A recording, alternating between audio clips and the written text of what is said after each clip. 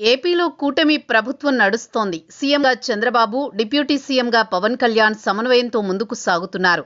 చంద్రబాబు నాయకత్వాన్ని పవన్ సమర్థిస్తున్నారు. చంద్రబాబు నాయకత్వంలోనే ఈ రాష్ట్రం అభివృద్ధి చెందుతుందని తరచూ చెబుతున్నారు.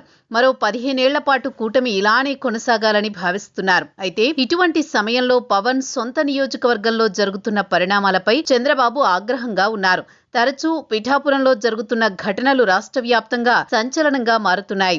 ముఖ్యంగా టీడీపీ ఇన్ఛార్జి వర్మ వ్యవహరిస్తున్న తీరుతో కూటమికి ఇబ్బందులు వస్తున్నాయి. పిఠాపురంలో అధికారిక కార్యక్రమాల్లో సీఎం చంద్రబాబుకు ప్రాధాన్యత ఇవ్వడం లేదన్న బాధ వర్మలో ఉంది.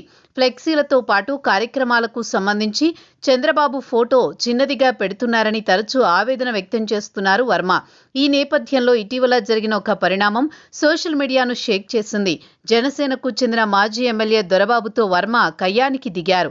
దీనిపై టీడీపీ హైకమాండ్ చాలా ఆగ్రహంగా ఉంది. కూటమి కొనసాగాలంటే పిఠాపురం ఎమ్మెల్యేగా ఉన్న పవన్ కళ్యాణ్ మంత్రిగా ఉన్నారు. ఈ రాష్ట్రానికి డిప్యూటీ సీఎంగా కొనసాగుతున్నారు.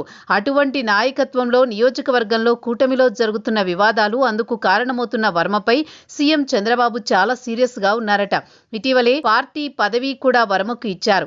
కూటమి కోసం పవన్ కళ్యాణ్ సర్దుబాటుతో ముందుకు వెళుతుంటే వర్మ మాత్రం చంద్రబాబుకు అన్యాయం జరుగుతోందని చెప్పి నానా గలాటా సృష్టిస్తున్నారు. కేవలం తనకు రావాల్సిన ఎమ్మెల్యే పదవిని పవన్ తన్నుకుపోయారన్న బాధ ఆయనలో స్పష్టంగా కనిపిస్తోంది.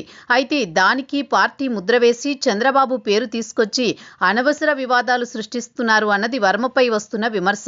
ఏదైనా పార్టీ పరంగా ఉంటే తమ దృష్టికి తీసుకురావచ్చు కదా అని టీడీపీ పెద్దలు చెబుతున్నారు. కానీ వర్మ మాత్రం తరచూ వివాదాల్లో చిక్కుకొని కూటమికి ఇబ్బందులు తెచ్చిపెడుతున్నారు.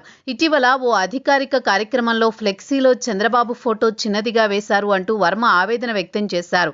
నిరసనకు దిగినంత పని చేశారు. అదే సమయంలో అక్కడ ఉన్న జనసేన మాజీ ఎమ్మెల్యే పెండెం దొరబాబు అభ్యంతరం వ్యక్తం చేశారు. ఇద్దరి మధ్య మాటామాటా పెరిగి ఒకరిపై ఒకరు దూసుకొచ్చారు. ఈ వీడియో సోషల్ మీడియాలో విపరీతంగా వైరల్ అయింది.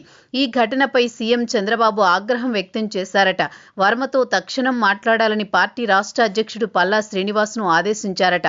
ఇటువంటి ఘటనలు మరోసారి పునరావృతం కాకుండా చూసుకోవాలని సూచించారట.